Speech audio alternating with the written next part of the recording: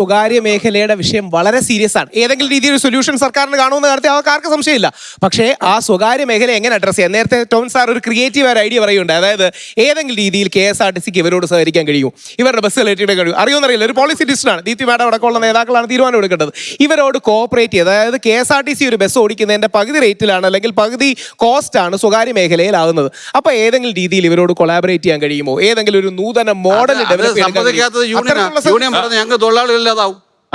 അപ്പൊ ഞാൻ പറഞ്ഞു ഓക്കെ, എക്സിസ്റ്റിംഗ് ആൾക്കാർ തുടരട്ടെ, എന്നിട്ട് പകരം എടുക്കാതിരുന്നാൽ മതി. അപ്പൊ ഇവിടുത്തെ ഓൾ ക്വസ്റ്റ്യൻ തൊഴിലാളികളുടെ യൂണിയൻ അവകാശമാണോ ജനങ്ങളുടെ സൗഹൃദപരമായ നല്ല ട്രാൻസ്പോർട്ടേഷൻ ആണോ പ്രധാനം എന്നുള്ളതാണ്. Unfortunately politicians always decide for the first.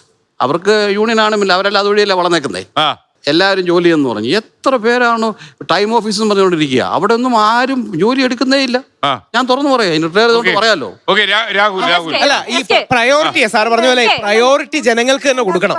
അത് ബാക്കിയുള്ളവരുടെ ജോലി സാധ്യതയില്ലെന്ന് പറയുന്നില്ല. പക്ഷേ പ്രയോറിറ്റി ജനങ്ങൾക്ക് കൊടുത്തില്ലെങ്കിൽ ആത്യന്തികമായി ലോങ് റണ്ണിൽ നിൽക്കില്ല. നമ്മുടെ നാട്ടിൽ പലപ്പോഴും ഉള്ളത് ഷോർട്ട് ടേം ബെനിഫിറ്റ്സിന് ഫോക്കസ് ചെയ്യും. പക്ഷേ കുറെയെങ്കിലും ലോങ് ടേമിൽ നമ്മൾ ചിന്തിച്ചില്ലെങ്കിൽ സ്വകാര്യ മേഖലയിൽ നിൽക്കില്ല, ആത്യന്തികമായ ബസ്സുകളുടെ ക്വാളിറ്റി നിൽക്കില്ല, KSRTC നിൽക്കില്ല. അപ്പോൾ ഒരു ലോങ് ടേം പ്ലാൻ ഇതിന് വേണം. ആ വിഷൻ എന്താണ്? അവിടെയാണ് നമ്മളെല്ലാം പ്രതീക്ഷിക്കുന്ന ഏതെങ്കിലും രീതിയിൽ ന്യൂവാൻസുകളുള്ള ഡീറ്റെയിലും ഡെപ്തും ഉള്ള കാര്യം വരും.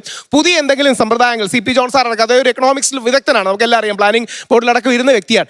ഏതെങ്കിലും രീതിയിൽ പുതിയൊരു പദ്ധതി കൊണ്ടുവരും, അതെല്ലാവരെയും കൺവിൻസ് ചെയ്യും, പഠനം നടത്തും, ആൾക്കാരെ വിളിക്കും. അത്തരം പ്രോസസ്സുകൾക്കാണ് ഒരുപക്ഷെ ഇനിയും ഈ ചർച്ചകൾ പോലും അത്തരം പ്രോസസ്സുകൾക്ക് ഇൻസ്പയർ ചെയ്യുന്നതാണ് എൻ്റെ പ്രതീക്ഷ.